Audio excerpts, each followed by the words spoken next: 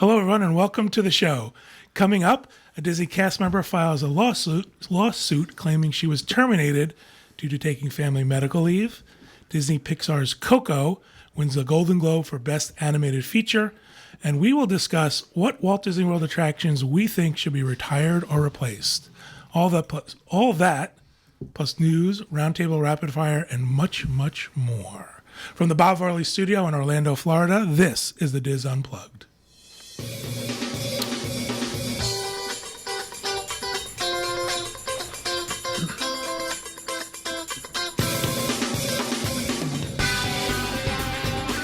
This is the Diz Unplugged, episode 971 for the week of January 9th, 2018. The Diz Unplugged is brought to you by Dreams Unlimited Travel.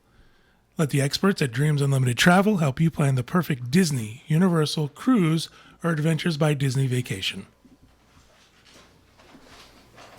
Hi, everybody. Welcome to the show.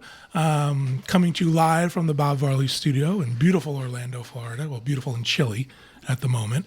My name is John Magi, and I'm going to be your host. Pete Werner is not feeling well today, so he is not hosting, but we wish him well and hope he gets better soon so he can come back and continue hosting the show. I'm really, really happy that you guys are all here to help me with the show. My first one back in 2018, and I'm glad to be joined at the table by Rhino Clavin. Hello. Kevin Close. Hi, everybody. Michael Bowling. Hey there, hi there, ho there. Corey Martin, I forgot his name. I'm just happy to be here, though, still. And back in the production facility, we have our producer, Craig Williams. Hello. Well, again, hi, everybody. Thank you for joining us. Again, first time Kevin and I are back for 2018. We've been gone for a while, so it's Since the 60s. we have been back. I felt that way. So again, really, really excited that everybody is here. Other than Pete not feeling well, I have no housekeeping. So I am willing to open up housekeeping for anybody who has I have a anything couple they of wanna little say. short ones. Okay. First of all, I want to thank everybody for the really good wishes. I have not been incapacitated, and that's why not why we haven't been here. I've been visiting a doctor who only has hours on Tuesday. That's why I haven't been here. I've been mobile and ambulatory, and I really appreciate all the good wishes. It's just that I am now seeing a different doctor who has hours on Thursday. That's why we were missing. The other thing is, and this is very weird, I have a question to ask. John and I each received a gift from Amazon that has absolutely no information on where it came from.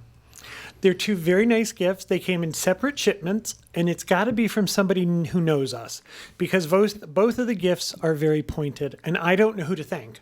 So if you send us a gift through Amazon, I would love to know about it because I would love to thank you. And I'm only saying it here because this is where I'm going to reach the largest audience.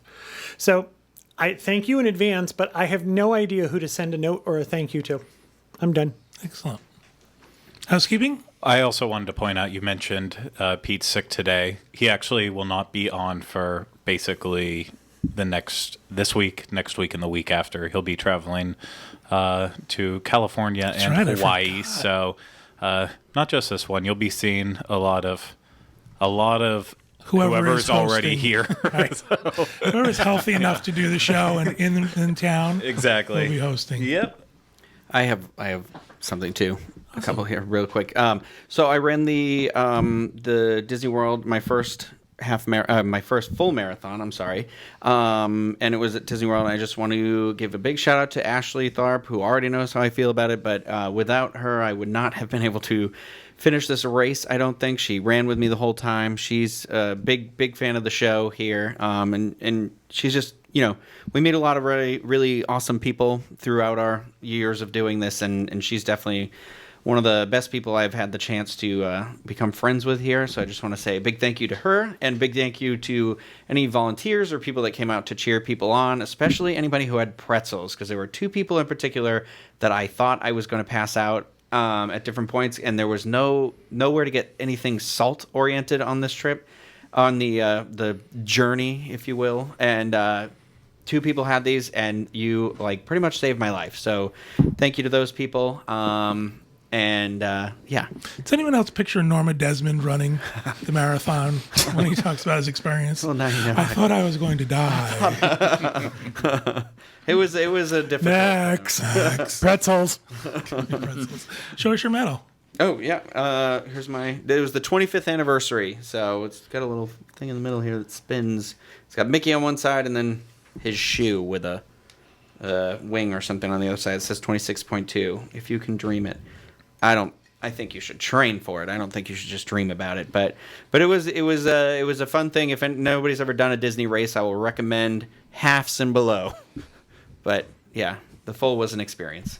Well, congratulations. Thank you That's very a much. Huge achievement. Yeah. It was something I'm glad I did. I don't know that I'll ever do another full one, but And the weather was pretty chilly, too. but it worked out really well because as it was just getting just warm enough at each level where I was like, okay, one layer off. So I feel really bad for anybody who was there on the Thursday or Friday or even Saturday night because that was when we had the freeze warning here, and it was just like they got up and had to run, and it was like 31 degrees outside. So I do not envy those people. All right, I'm bored with this now. Who else has housekeeping? Well, I do. All right, go ahead. The reason I'm here is for a sort of a bittersweet announcement, I suppose.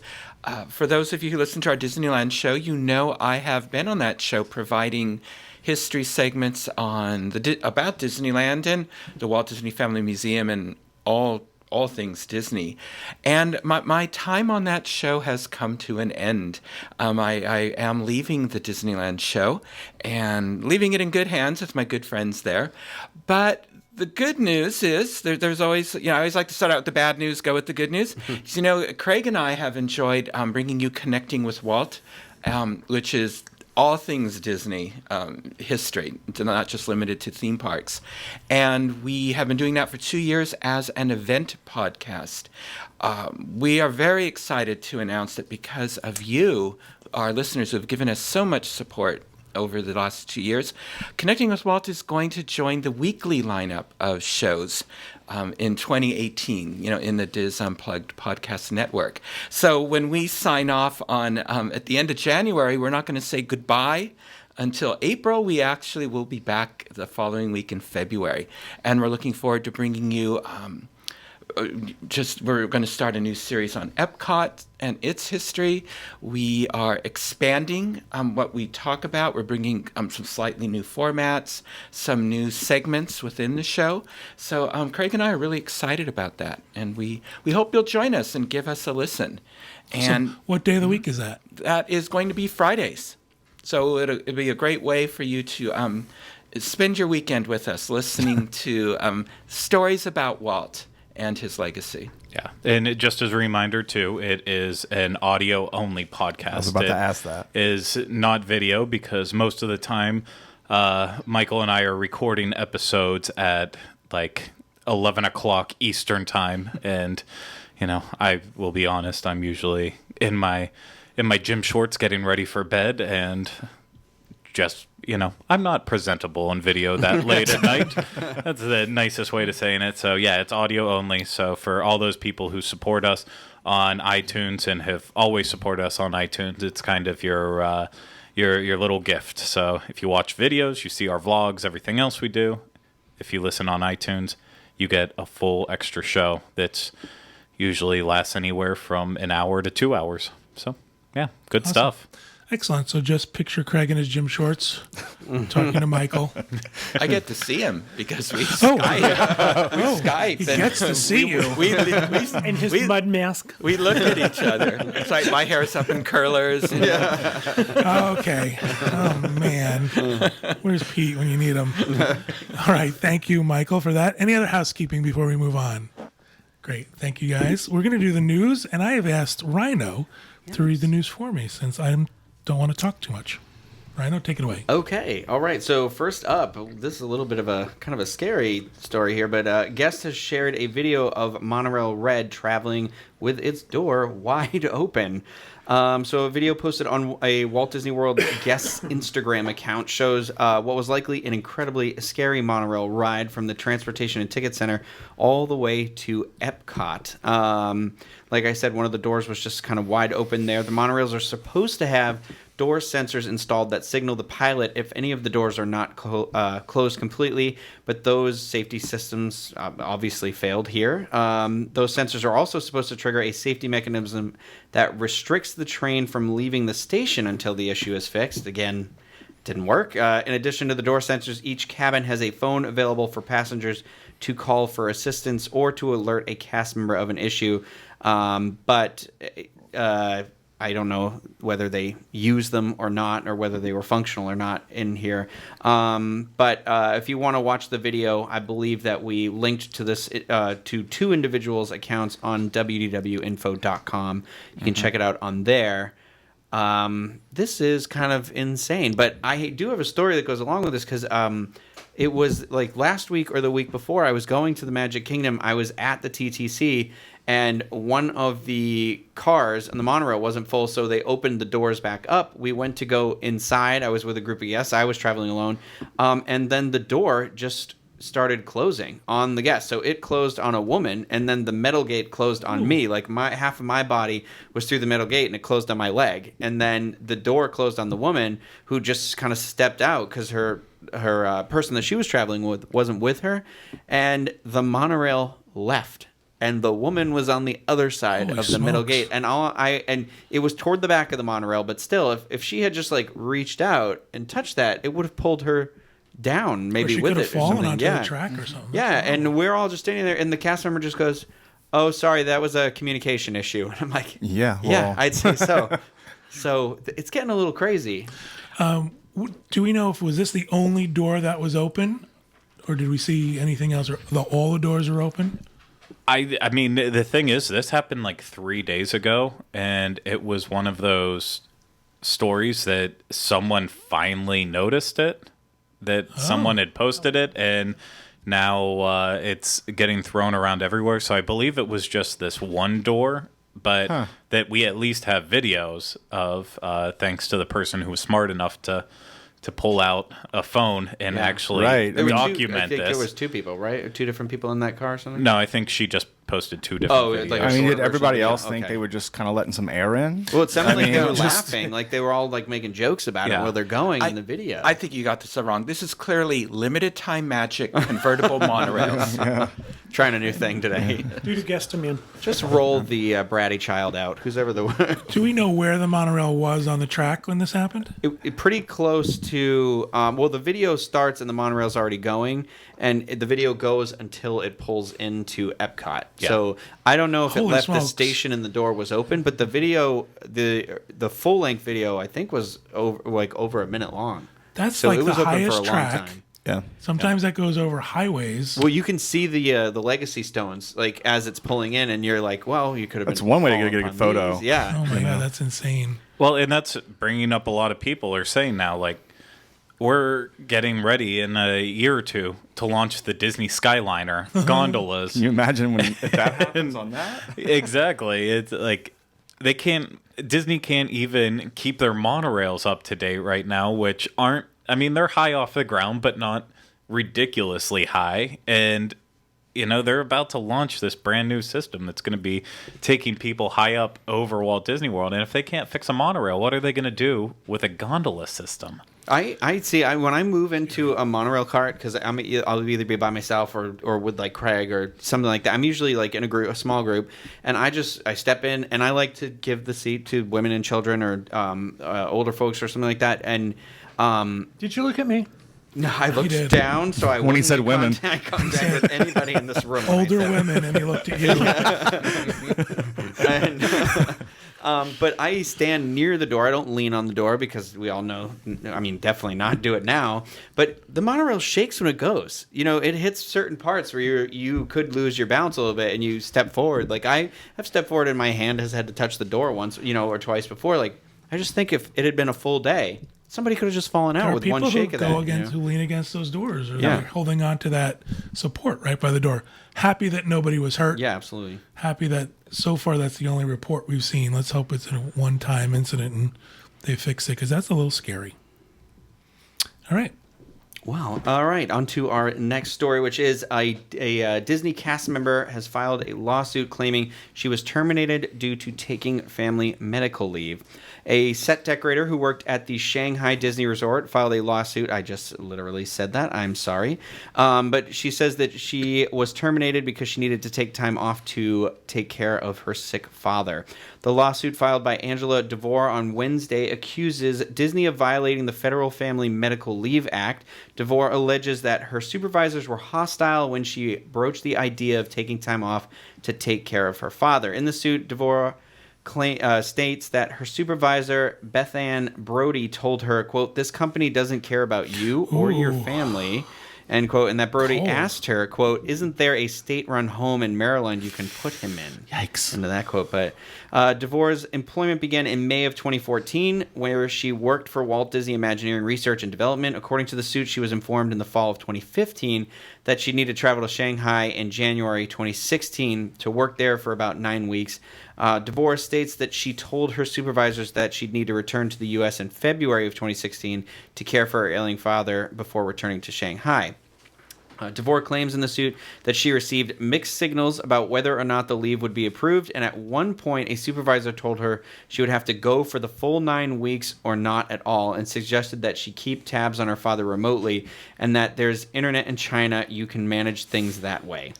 DeVore said in the suit that her request was ultimately approved, but that just before she was set to leave China, her supervisors called her in for a meeting and terminated her employment. Okay, those of us who are cast members, could you ever imagine a supervisor saying these things? Yes, because you this really? actually happened to me Holy once. smokes. You were on your way to Shanghai? I was on my way to Shanghai The this plane one doors time. opened? Yeah, and it was just no, but Thank God for the pretzels. I did have to take a leave of absence once. I had to do it twice, and the first time they were super nice and it was no problem, and that was right when I had started, within the first 4 months of starting there.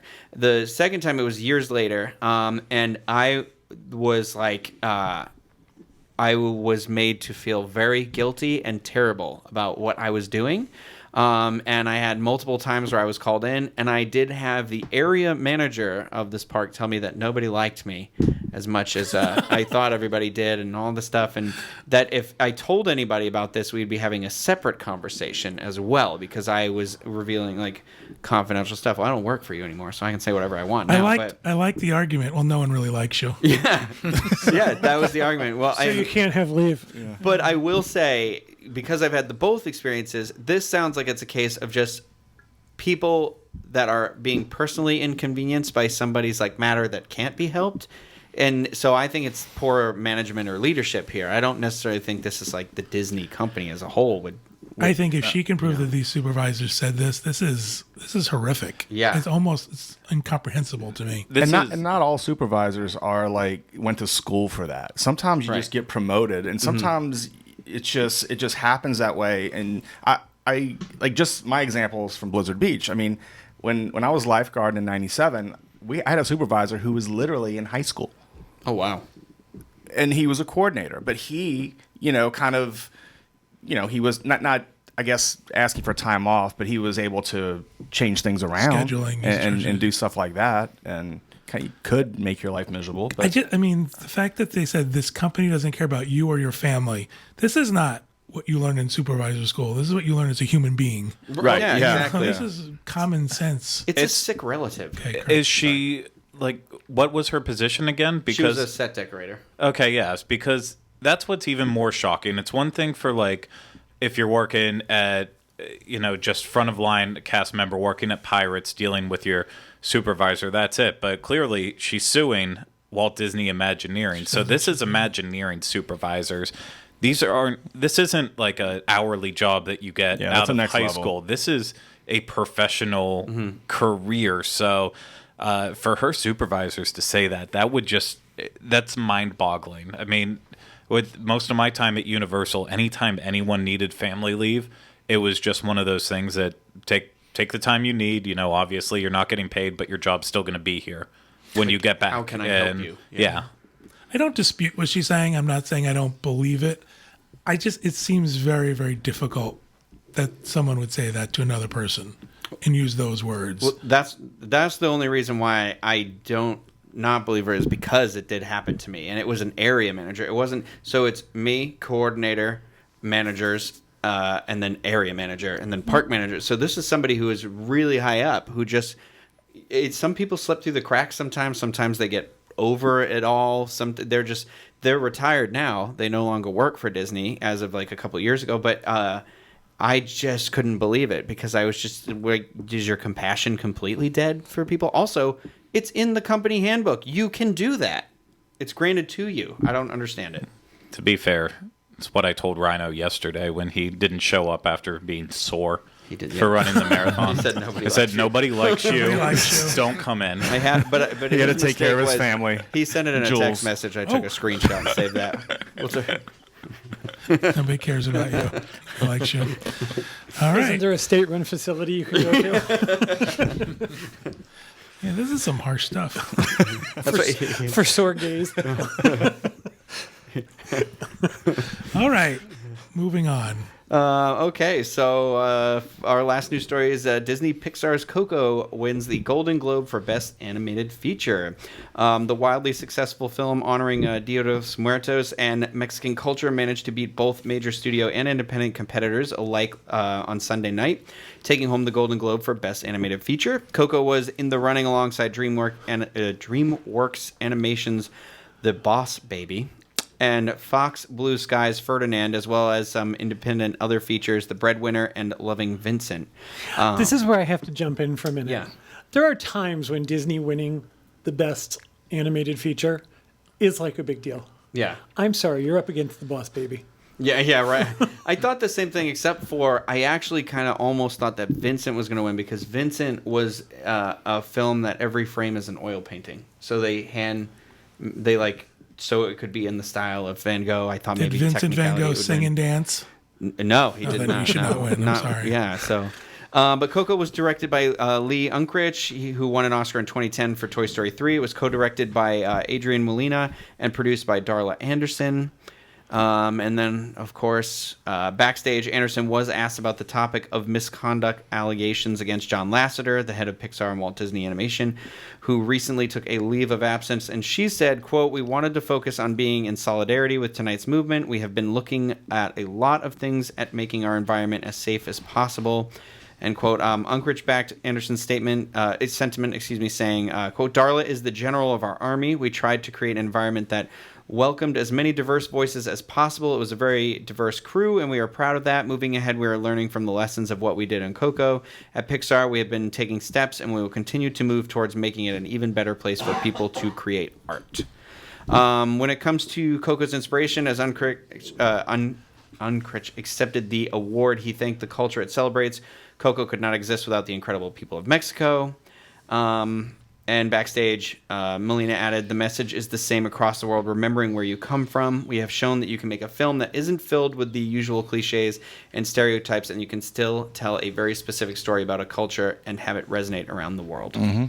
So, I have not seen the movie. You need to. It's great. Is it good? It's It really an is. excellent film. Carol cried through half of it. Julie, it's, yeah. It's She was too. beautifully illustrated. It's a wonderful story. It's character driven. You really care about these people, because when I first saw the previews, I thought, okay, it's a bunch of skeletons. Yeah, it seems weird. And flowers, and it's very moving. I think it's especially moving if there's been somebody important in your life you've lost.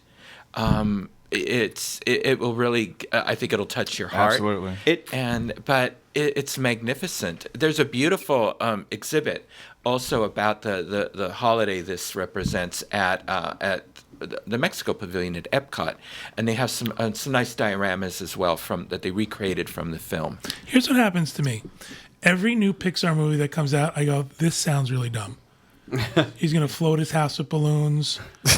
there's a space junk guy, and then I wind up liking them. Yeah. So I mean, Pixar does it every time. It's like this sounds so stupid, and then it winds up being a It good had movie. me leave the theater wanting to like go and learn more about the Day of the Dead because it really presented it in a very unique way. It's not the first movie to do it, but it was one that I think if you're leaving a movie theater and it has you doing something afterwards, like a call to action, it's a very successful film. And unlike Frozen, where I didn't leave the theater humming the song, this on the music sticks with you, I think, and there is a twist in it. There's a plot development that I didn't see coming. So that was a nice touch because they were it wasn't obvious, and so and it's a pivotal turning point in the film. I think kind of like what Kevin alluded to earlier, like this year Coco going up against Boss Baby and Ferdinand, while the animation might be very well done on those, they definitely are lacking in story.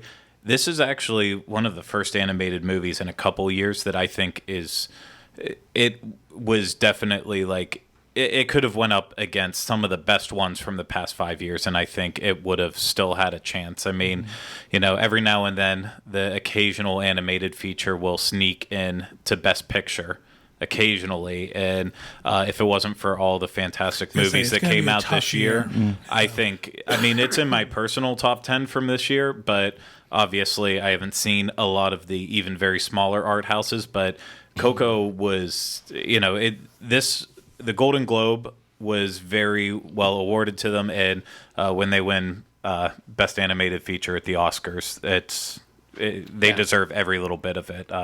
Even if it's going up against lesser films, it's because this is just a step above what Pixar normally does. It was excellent. All right. Yep. I went home and dusted off my guitar. And Did then you? it gained dust I again. don't know how to play it, but I dusted it off. It looks good now. All right. Very few movies make me want to go home and clean. All right. Thank you, Rhino, for reading the news. Before we go on to rapid fire, we're going to have a brief discussion about something that's happening right now at Walt Disney World, and this is the new safety check policy at Disney hotels. If you don't know what's going on, Disney is in the process of replacing all of the do not disturb signs on hotel room doors. And what do they say now? Knock 3 times on the It's ceiling. occupied. Oh, okay. So I'm staying at French Quarter, and I have one. They do not stay on the doors. They're blowing all over the place at French Quarter. So they're being but- replaced with a different wording that really just says there's someone in the room, so if you want to enter the room to sort of present yourself. But this is becoming part of a safety check to make sure people aren't doing bad things in the room that they shouldn't be doing as a result of some issues that have occurred elsewhere. And there's some reports on the Diz boards that people are reporting that they are being walked in on while they are sleeping, showering, etc. And when they complain, they are being told this is the policy and nothing can be done about it. There is a disclaimer on the little tag. It says, I'm off to Neverland, room occupied, that they may enter the room at any time. It's in tiny, tiny little But you would print. hope that they would knock and present themselves and not do it at a time when people might not be. And that's the thing. sleeping. Now we're doing open doors on monorails, open doors in the resorts. We, a lot of people take day naps. If you have little, small children, you might need to, take a nap. The whole showering thing.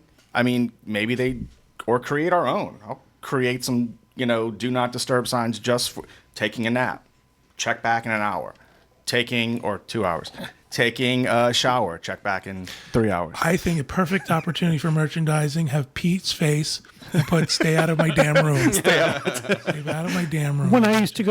When we first started going to Walt Disney World, it was very common. We stayed at the Contemporary, and they would come to your room in the middle of the night, and they would open the door and they would count the number of people sleeping. This at the time was about people putting too many people in one room. It was a fire code law, but they used to open your room every night. Did they charge per person back then? Was it like you didn't pay by the room? And we asked about it because they scared the daylights out of us. And we've been told that people would put 3 or 4 people sleeping upright in a closet, leaning against the closet wall, because rooms were hard to come by at times, and people would put many people in a hotel room, and that's against the fire law. So let me present this to all of you guys to answer. Is it worth our safety?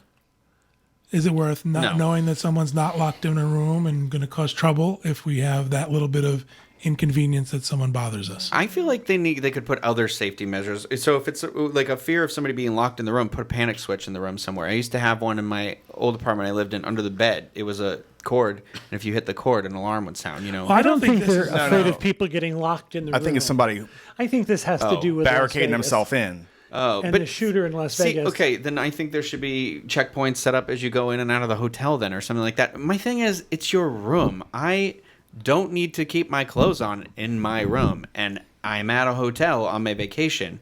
That could involve also having my clothes off with another human being, like That you can't reach. And You can't if get to the you're- door in 3 knocks. Yeah, you're not Yeah. knocking on that door. I'm not getting up in 3 knocks. Like, and that's none of your business. Like, and I don't want to be rude. Then get rid of the hotel. I don't. It's like I don't think it can go both ways. Like, I don't. That's like you talk about giving up So civil then you're going to be liberties naked right with there. that person out in the lawn? Yeah, that's where I'm going to prove my point. Like, but no, but I think the it's world just- is changing. I And don't think, like this. You know. I think it's happening other places too. It's not just Disney World.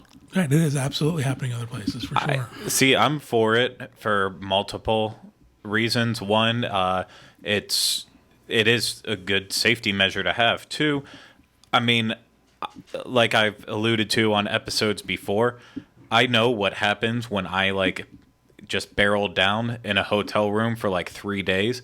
I'm sure I'm putting the housekeepers through hell having to clean it afterwards. So just being able to walk in and have I imagine someone walks into Hunter S. Thompson's hotel room in Fear and Loathing, and that's what they see in some of these bad situations where just everything is thrown about and it's disgusting. Furniture's getting all messed up, and that's it. It's easier to control quality when you know what's happening inside people's rooms. You ever look in someone else's room on a Disney cruise when you go down the hall? Every and the now door and is then, open? yeah. And It's sometimes it makes how me wonder. How are you living like Yeah. that? Go ahead, Corey. I'm I mean, sorry. if they're going to do this to make sure somebody's not in there, staying in there for 3 days, up to something, up to no good, maybe a check-in process or something they can, evolve down the road that, look, we may enter your room at any times. Please check these certain times that are more comfortable with you.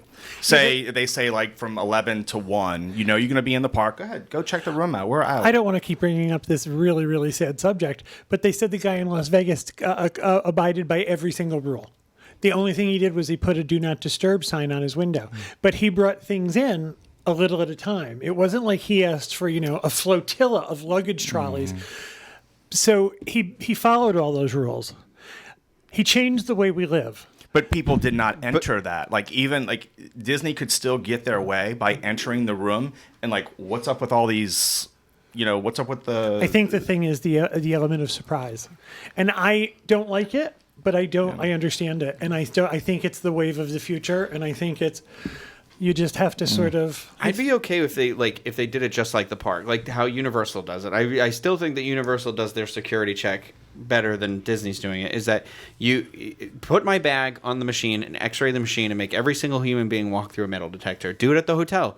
I know it's frustrating, but if you want me to walk through a metal detector every time I go down the hallway to my hotel room, that's fine with me. I was gonna say we And stayed X-ray at my sheet, Universal, and my luggage wasn't checked, and I wasn't checked. Yeah, but there are I'm people- talking about at the theme park, not Yeah, at but the there hotel. are people. But I'm If saying you're going in a hotel, there are states where you can have it's legal to carry a gun. yeah, but not on Disney property. But this is happening everywhere. You can't focus this just on Disney. Oh. I realize we're talking about Disney, but this is happening in other places that aren't Disney. So there I are. think that Disney has. I think people who are being walked in on are. This is the tipping point, right? This has gone too far.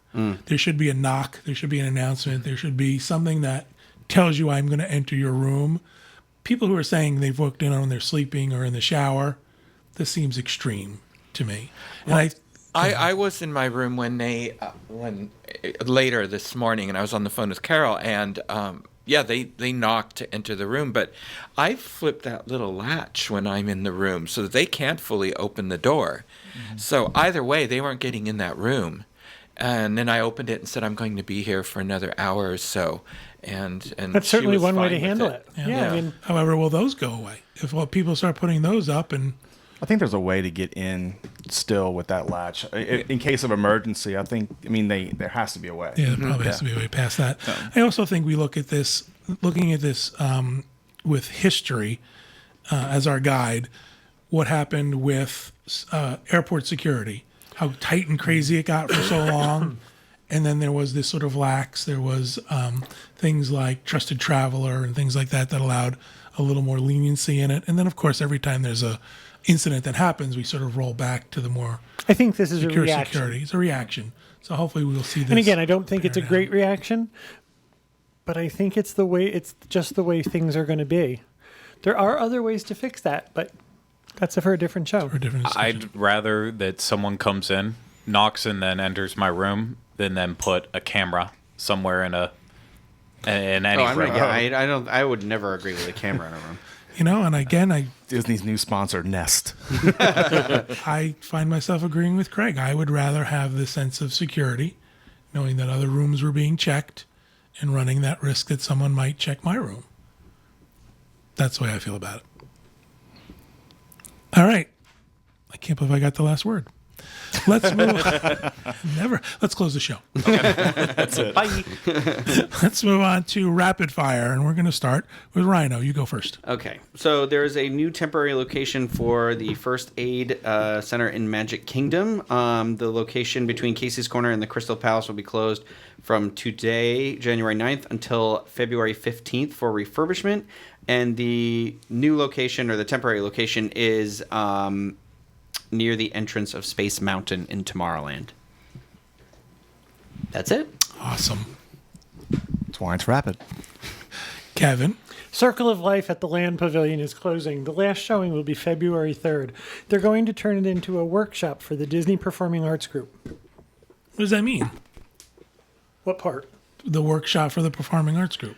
The Disney Performing Arts Group will be welcomed into that space to host students, workshops, and performances beginning February 9th, 2018. That kind of sounds cool, doesn't it? So the big rumor is right now that that the Performing Arts Center space right now that Disney is using is in between Germany and Italy, and that's the expected place for the upcoming pavilion. Pavilion. Oh, pavilion. So even though no pavilion was announced at D23, they think that that's going to get started on construction there. So this might be a move in order to clear up that space that they're currently using. Is that where they gather for the candlelight processional and stuff? I've actually, the only time I was ever back there was the short time that I worked in Epcot, and that was not during candlelight, so I have no idea. I rode the bus that goes back behind there a couple times, but I'm not because if that's what they're going to use this for, it's a much longer walk. Yeah, I think that's closer to American Adventure, and that's just that's the space where they meet that back they. there. Yeah, but this is something else entirely. It could be as simple as just like a little performance trailer or something, but regardless, apparently that's where it is right now, and that needs to move. So they're just going to put it in Circle of Life, and then So am I that will clear understanding up that, space. that these performances will be open to the public, or is this a private space? It's hard to tell. It sounds like it's going to be a private space just for training. I think you're going to have to take this up with the Diz. Well, I will write a letter to the Diz. The final performance it up with of the hub. Circle of take Life. take up the. What? Do you think they're going I to think you create should take some this up with Circle Corey. of Life merchandise for people like they fi- did with Great Movie Circle Ride? of Life ends. Circle of Death. Circle. The final performance, if this is your favorite thing and you want to see it, it's February 3rd. If you want to chain yourself to something at the land. The circle is broken. It is. All right. Michael, do you have a rapid fire? I do. Awesome. And we're going to look at our kingdom to the west. If you go to Disneyland between now and sometime in winter, you are going to find Main Street USA is one big construction zone. They are going to tear out all the trolley track and the brickwork on Main Street USA. Even though they have replaced sections of the original trolley track over the decades, they've never completely replaced it. So they're going to totally replace all the trolley track. They're going to redo all the brickwork. The original 1955 trolley track will be preserved. And I was waiting for them to say they were going to sell the remaining segments like they did the little bulbs for the Main Street Electrical Parade. But no, they are going to recycle that.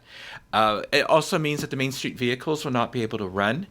And so it's supposed to open sometime in late winter. All the work will be done. So this, for the whole year, it's going to be like this. Yes. So views from the castle are going to be So difficult. much for Eli's first trip this year. Yeah. Well, can you imagine just walking up and down that street trying to see the fireworks? Yeah. All that. It's going to be a different experience for folks out there. Also, those of you who, Dumbo is that ride you rush to at Rope Drop in Fantasyland, that is also closing, or is closed, and it will be closed until late spring. They're giving those elephants a very much needed wash down, and they're going to be repainted. The queue, though, is going to be moved to a new location, and it's going to be covered. So, but Dumbo should be up and flying again by late spring. Awesome. So they're definitely replacing the bricks, right? They're not Yes. going to pave. Okay. That's good news. I would hate it if they took away the bricks. They said it's going to enhance the look of the track and Main Street with the new bricks. I don't think I ever realized. Of all the things I've noticed about pavement in Disneyland, that it's bricks all the way down Main Street? So there's no pavement on Main Street at all. I don't think I've never noticed. But ours is pavement, right? Like, weird.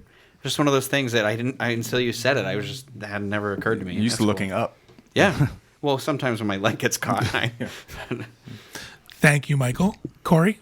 All right, the Festival Fantasy Parade at Walt Disney World is returning to its 3 o'clock time slot. Back in August, they moved it to a 2 o'clock slot, and everybody lost their minds. What time is the 3 o'clock Yeah, parade? exactly. Oh, it's 2 o'clock. So it is now back, effective immediately. It's back at 3 o'clock. So the 3 o'clock parade is now at 3 o'clock. All right. There we go. Did you update the site? You know it. All right. Good job. Craig? Okay, so mine is a little bit more Run Disney, keeping with that recurring theme today.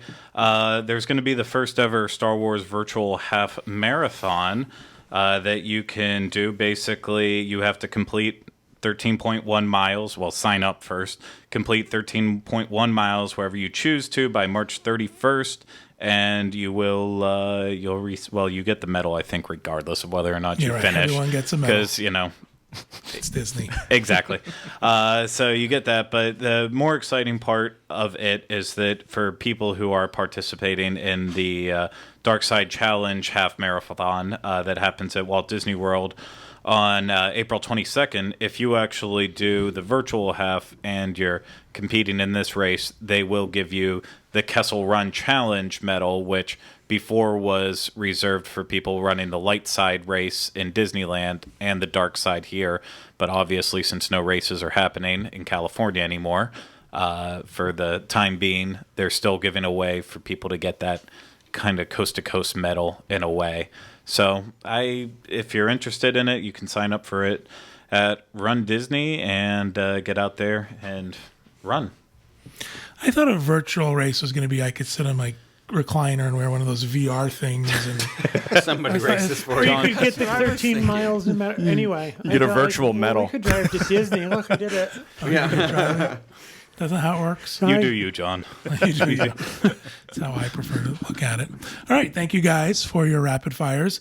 Up next, we're going to talk about, have a little discussion about what Walt Disney World attractions we think should be replaced. And we are going to be joined via Skype by Mike Hughes. Mike is the author of an article on the Diz about this very subject. So we're excited to have him join us and give us his perspective. Hey, Mike, how you doing? Oh, we can't hear you. We Hold can't on. hear you yet. Sorry. We've only been doing this for 10 years. How about now? Give it a try, Mike. Hey. Hey there. Volume buttons. Really interesting how that works. Thanks for joining us via Skype. What was your inspiration for this article? Did you just decide at one point, I need to tell people what I think stinks at Disney World, or did you find stuff on the Diz. What made you want to write this?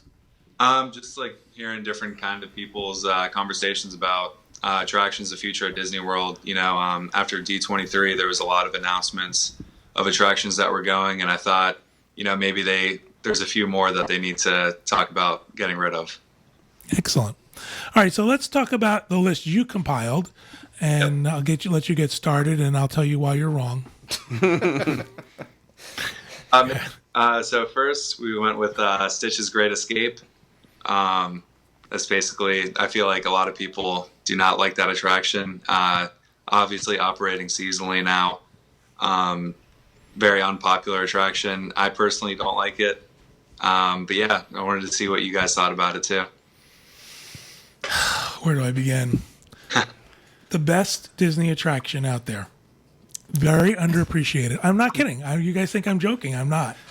Think about the storytelling in this. In Stitch's Great Escape? Stitch's Great Escape. Using all of your senses. He's laughing back there, but I'm serious. I can't. The Imagineers are using all of your senses, and most of the action is your imagination.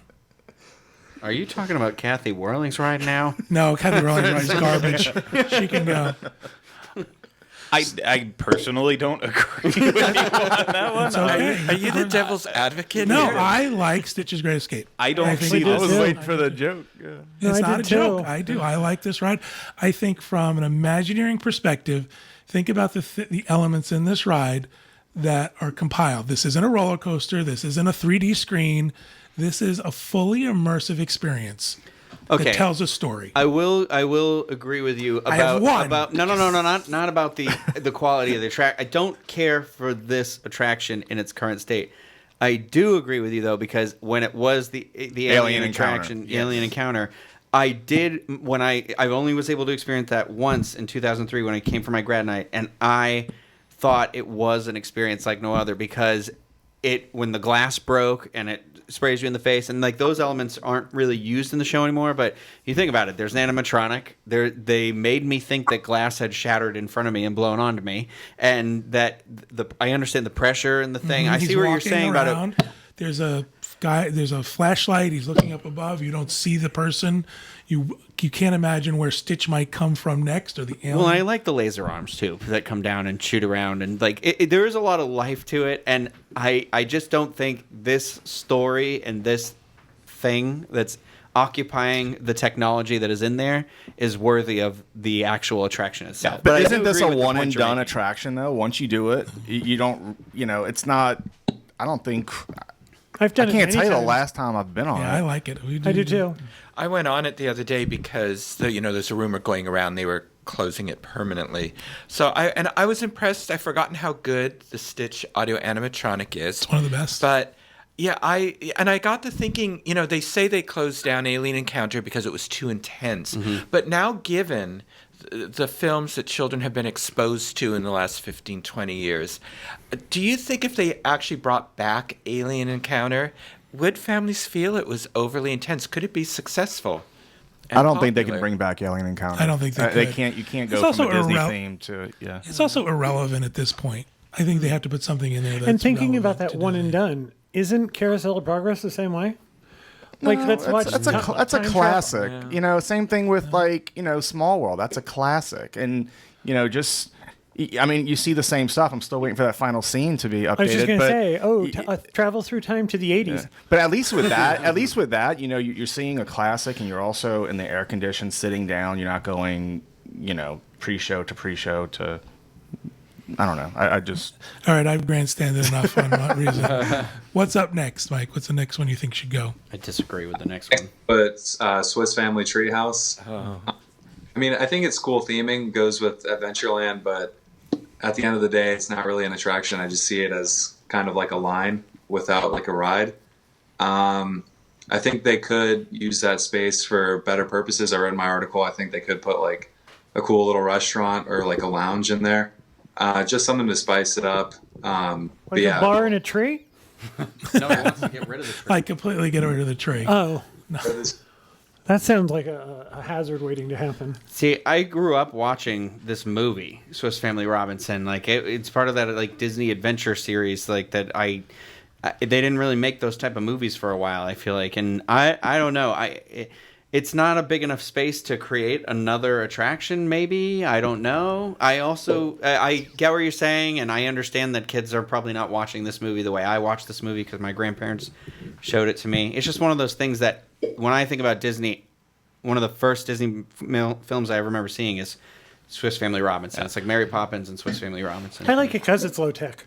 I like it because kids can actually go explore. Like our kids have never seen the movie, but they still think it's fun. But they've probably never seen Splash Mountain either. No. Song of the South. Right. Yeah. So if that's the case, if it's just based on what kids have seen, then Song of the South or Splash Mountain should go. And I think this can spark their imagination, seeing how things were created and how they're moving and how objects were used for different functions, like bringing water up to the top of the tree, and then parents can get them to watch the film, and I think it has value. And in Disneyland it turned into Tarzan's treehouse. I was going to ask about that. Is it better because it's Tarzan and it's more Disney? More current Disney, I should say, than Swiss Family. I like that when they did the Tarzan one, and I never saw it before it was Tarzan in Disneyland, but what it seems like happened when it became Tarzan is they added more effects or like Imagineering details into it, and I feel like the Swiss Family Robinson treehouse could use more effects as you go through it, maybe bring it to life a little bit more than it is escalators. right now. Like what? Escalators. Some iPads. I think a lot of the things that when we see it, we're seeing it through an adult's perspective. And I remember back to when I was a kid, and I did it before I saw Swiss Family Robinson. And, it's every kid dreams of having a treehouse at some point. At least every kid in the Northeast, I think. They want a treehouse. And so then when you get to see this real-life treehouse, bigger and more grand than you can ever imagine, and see the simple stuff like taking the water from down in the little pond and how they would bring it back up to the top. Like it's all these little things just are fascinating. So it may not be perfect for adults anymore, and they might find it more boring, but sometimes you have to look through what it's like. I mean, remember, Walt Disney World's for families, and I know as a kid I was fascinated by it, and unless kids are so ADD preoccupied with other stuff nowadays that they can't find enjoyment out of little things, then I don't know. It's also nice to have something that never has a line, just something that continues to move, and I've never seen a line there. It's also really a set piece. Yeah. If you took that out, that would leave a huge hole. In my opinion, it would. That tree takes up space above your head, negative space, I guess. I also think you talk about it being a classic. I think Swiss Family Robinson is just as classic as Carousel of Progress. I agree. So there are certain things that I think should stay on those reasons.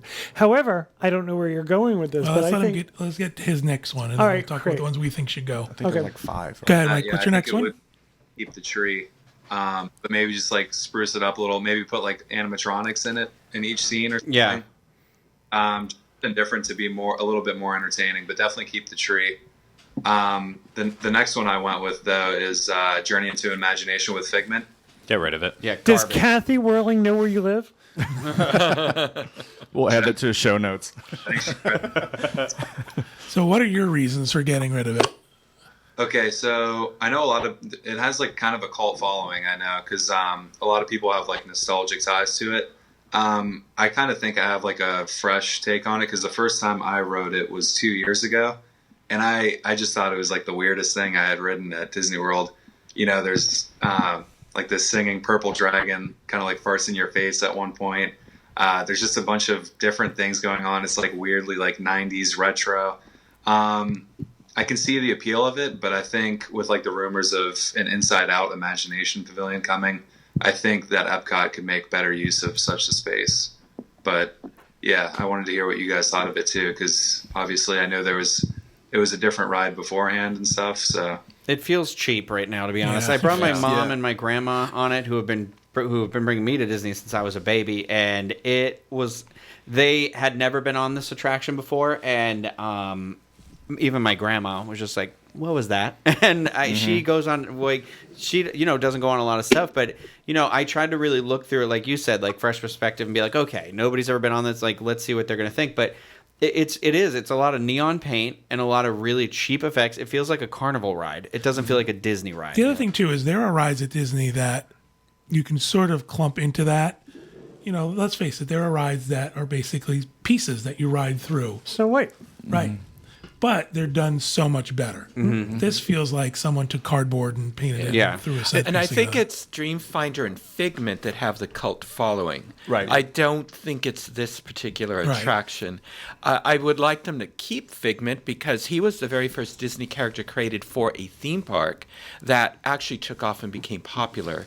So he is the symbol, I think, of Epcot, the original Epcot Center and, Epcot. So I think they should keep him in some variation. But I agree, this was a poorly executed attraction from the very beginning, and it has not aged well. And before the rumor came out with Inside Out, I was always saying bring it back to the original. But now, I would love to see an Inside Out attraction there. But then where's Figment?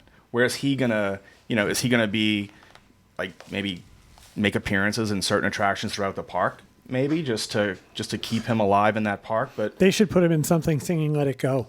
But the mascot doesn't have to be anything. Mickey Mouse isn't really. Is he in an attraction anywhere? Philharmagic. Oh, Philharmagic, yeah. And but he'll be at the Great Movie Ride. And he'll be at the Great Movie Ride soon. meet and but greets. Philharmagic's only 10 years old, so he wasn't, or 15 years old or something like that now. Before so. that, Mickey's He was. musical There review. was okay, I didn't know about that one, His but Toontown House and stuff. All right, let's move on because we are running out of time. Let's go to the next one. All right. Next one I did was Country Bear Jamboree. Turn him off. I think I have the vapors. I have something to say about I know it's a classic. I still enjoy it when I go, but it's definitely not a must-do anymore when I go. I think there's some good jokes. I like the humor, but it just seems kind of run down. The show's kind of long. The animatronics, the set, the stage, it's just... All the guys that turn you on turn you down. I crack up every time. Every time you watch Every it. time. I just crack All right, up. so I think we just say Mike's wrong. Yeah, we move on to the next lost one. Country Bear Jamboree at Disneyland. People are still angry over it. The bears are still walk-around characters. That's how popular they are. I think it's funny you say it's too long. They shortened it and took out a lot of the humorous lines. And I wish they would bring it back to what it was. It was so clever. I think we need to really write Mike off the island. That's all right. We're okay. Let's move on to the next one because I think we're all in agreement that we enjoy Country Bear.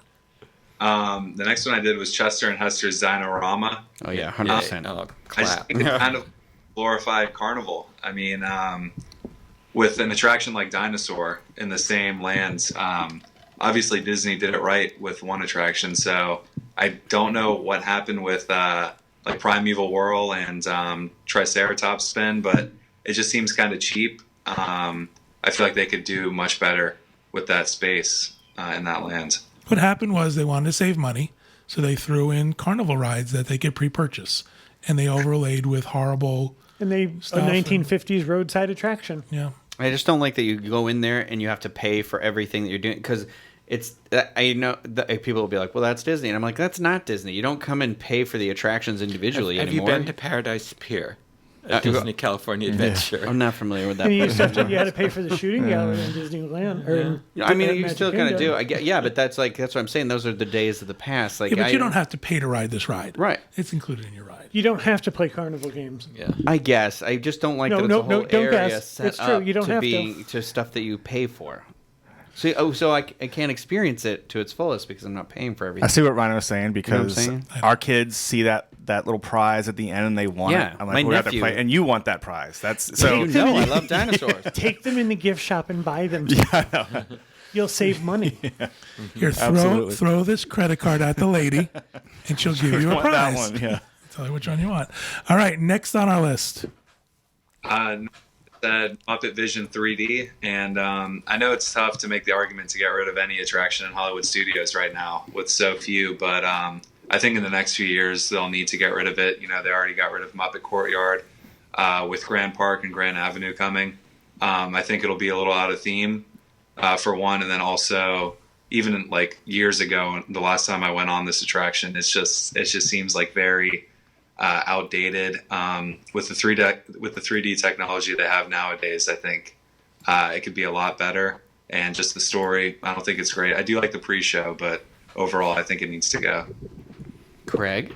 I mean, in my opinion, overall, Disney's one of their biggest problems that they have is they are terrible when it comes to 3D, basically with the exception of like Flight of Passage. But in terms of their shows, Filler Magic, Muppet Vision, It's Tough to Be a Bug, all are very, very, they're still using old projector technology. And it is, we're so accustomed now to going to theaters, seeing 3D movies, that it's just very hard to go in and watch them. While I love everything about Muppet Vision 3D, time has not been, it just hasn't been favorable for it. Like the pre-show, because you're just still watching it on monitors and very small monitors, and you have all the props around the room, like that still works very effectively.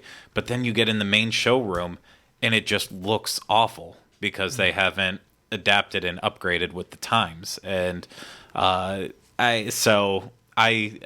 would think the smarter thing to do is just do a brand new 3D show in there with Muppets still, or enhance something. But get rid of the old one. Maybe do like nods, throwbacks to it. Maybe even stick with the same storyline. Just update it with how it is now. But the Muppets need to have a place in Walt Disney World, and Hollywood Studios is the only place it can be. So. Except for Liberty Square, apparently, at the Magic Kingdom. But I also, we fought about this many times. Yes, we have. I will love the Muppets in Liberty Square. I think it's perfect. So Goodness. Yes, George Washington, Thomas Jefferson, and Kermit the Frog, all our founding fathers in one place. It's like an episode of Glow. Wrestlers. That's why it's funny. All right, let's move on to the last one on your list, Mike. All right, last one I did Grand Fiesta Tour starring the Three Caballeros. I actually do enjoy this ride. I enjoy the Mexican Pavilion. I like the track, but when I started hearing the rumors about it being replaced with a Coco track, track and ride, I was a big supporter of that, and I think they need to go through with that. I think the characters and the storyline of the ride right now is it could be better. So I think bringing in Coco, a hit movie that's been smashing box offices, could be great for guests and the parks. So I'd like to see that happen. I agree. I agree with it. After seeing the movie, I mean, there's so much they can do with it. Even before I went on the ride right before I saw the movie, and I was kind of like, this feels not. I think Craig actually made a good point about this once. I don't know if it was in Minnesota or another episode, but you made a good point about how we've kind of socially moved past the way that ride is set up. It feels racist. Yeah. Let's all just put our cards on the table. There are parts of that ride that feel racist. It feels like it's mocking the culture a little bit. Exactly. That's exactly what it feels like. Well, one of my issues with Frozen was it didn't do anything to enhance our understanding of the culture of Norway. I think if they handle Coco properly, it could enhance our understanding of the culture and celebrations of the Mexican people. So, I would be all for that. Because even with some of the stuff they sell in the inside the pavilion, I mean, it would just flow right into that ride. All the Day of the Dead and all that stuff. All right. We're running a little bit late, but I do want you guys to let me know what one ride at Walt Disney World should go. You don't have to defend it. We won't fight about it. Just tell us what ride you think should go. Who wants to go first? We already said it. I think if I were to pick one out of this entire place to go, it would be Journey into Imagination. Kevin. Autopia. Oh, yeah. That's good. Oh, he took mine. It was Autopia. It takes up a lot of space, and it's noisy and It's smelly. My other one is Monsters, Inc. Laugh Floor. It has no business being in Tomorrowland. It has nothing to do with that land or that theme. I could see that at Disney Hollywood Studios or somewhere, but neither not does Tomorrowland. Autopia. Pardon me? Neither does Autopia. Not anymore, no. So that's why that was my first choice. Mine was already mentioned, Stitch's Great Escape. and mine was going to be Monsters Inc. Laugh Floor. Oh, really? Wow, that's surprising. Yeah, I love Monsters Inc. Same jokes. But it's the same show over and over again. Like, even if you're not a local, like, because when I first started doing it, after, coming down every other year, you got used to the same exact jokes every single time. So it doesn't even require you to go Well, if that's the multiple way you times feel, a that year. doesn't bode well for Disney Cruise Line. Because all of their shows are the same. The same. But I they're think- entertaining and there's beer. Oh, there you go. There you go. I think it should be Cinderella's castle. It's the same castle all the time. Nothing changes. It's not 3D. It's not exciting. Thank you, Mike, for joining us, for writing the article and participating in our conversation. Thanks for having me, guys. Thank you, everybody here, for participating and helping you out with the show. I do appreciate it. And thank you, everybody at home, for listening and watching. Bye. You can go now. It's over. Bye-bye. Ferris Go Bueller. home. Still doing it. Bye-bye. Bye. Bye-bye. Goodbye. Did we not? Are we okay? Right, there we go. Smoothest ending ever. Sorry.